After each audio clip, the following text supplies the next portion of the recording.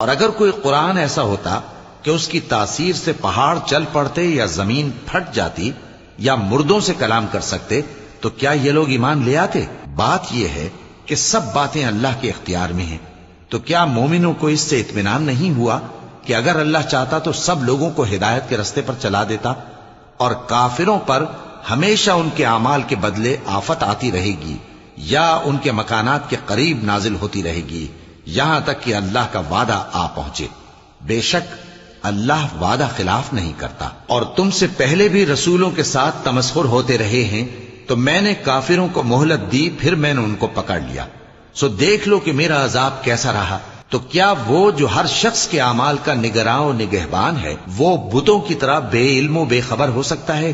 اور ان لوگوں نے اللہ کے شریک مقرر کر رکھے ہیں۔